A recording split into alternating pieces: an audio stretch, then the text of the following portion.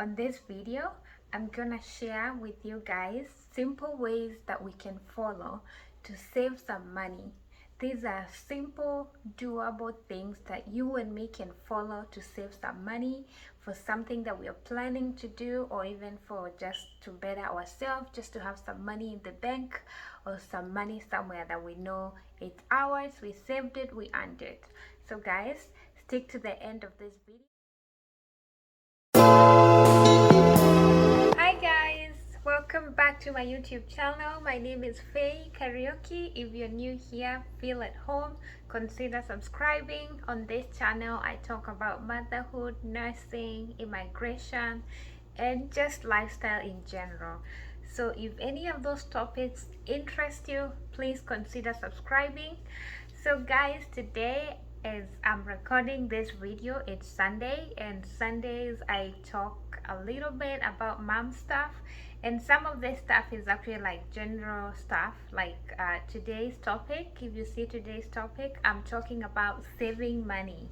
And I think, you know, we all save money. Yeah, we all save money because we all want that financial independence. So guys, I'm gonna share 3 tips on how to save money, and these are just doing regular things, just doing simple things that we can do every day to save money, to increase our bank account, to get that financial independence. So without wasting time, I'm just gonna get into it. This is gonna be a really short video because these are things that I'm also starting to to do. That way I can get to my financial goal. And guys, every step that you make makes a difference. So don't feel like, oh, this is just simple things, I need big things so I can make all this money. But no, that one little step that you make a huge difference, because it adds up, guys. So tip number 1, make a budget. Yes, I know we've all been told, oh, you need to make a budget, you need to make a budget. Yes, we need to make a budget. And when I talk about creating a budget, really, it's creating a budget for the things that you spend your money on. If you go grocery shopping, make a list, make a budget, know how much you want to spend ahead of time. If you're going to buy maybe stuff for your kids, stuff for your family, know ahead of time how much you want to spend. And this will help you like know where you're gonna go look for these things. It will help you know how much you need to prepare ahead of time, because actually there's a lot of financial advice out there that says it's better to use cash than to use credit cards, than to swipe a card. If you use cash, you have more control of the money that you're using. On creating budget, we need to create budget for our savings.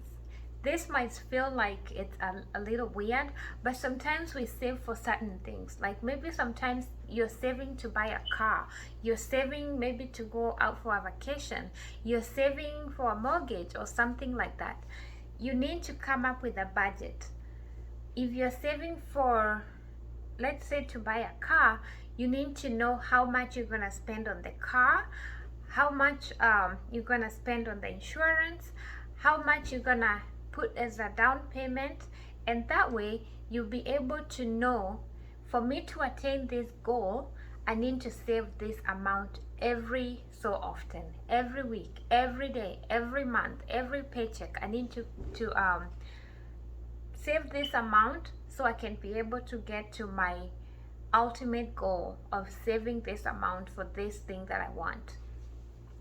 So also, if you have a budget for your savings, also it could be like a time frame. I want to maybe have $10,000 in a certain amount of time. So you have that as a budget, and also it will direct you towards your goal.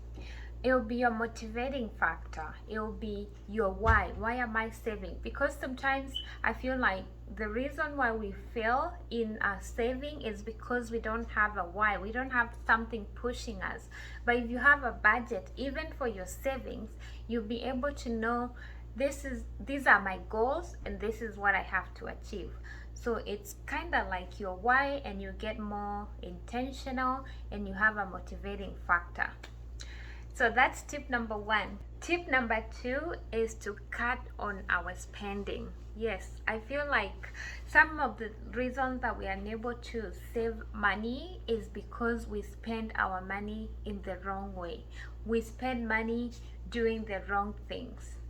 So guys, what we can do is try to look at what we use our money on and try to cut up on things that we don't need.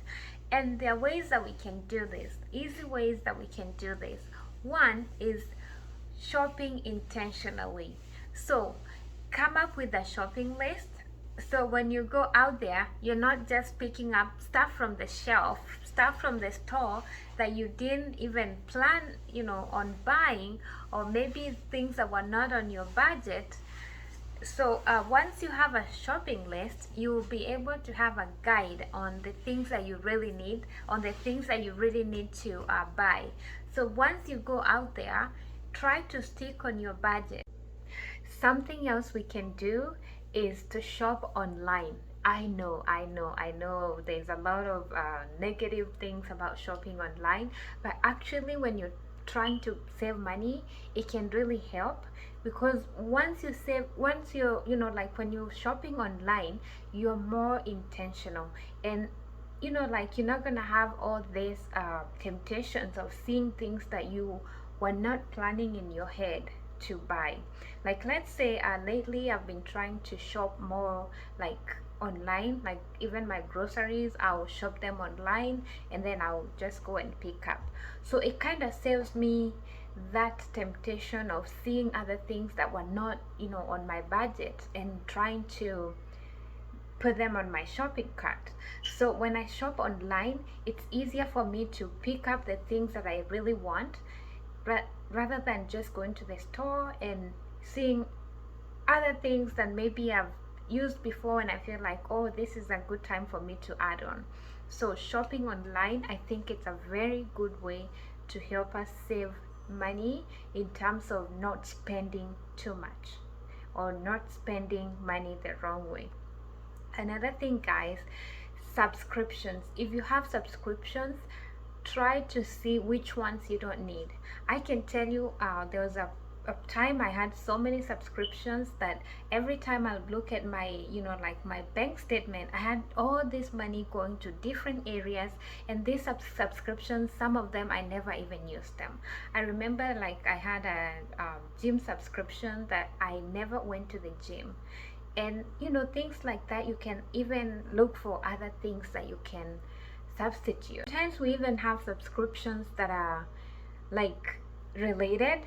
There was a time I had a subscription for Netflix and I had Amazon Prime.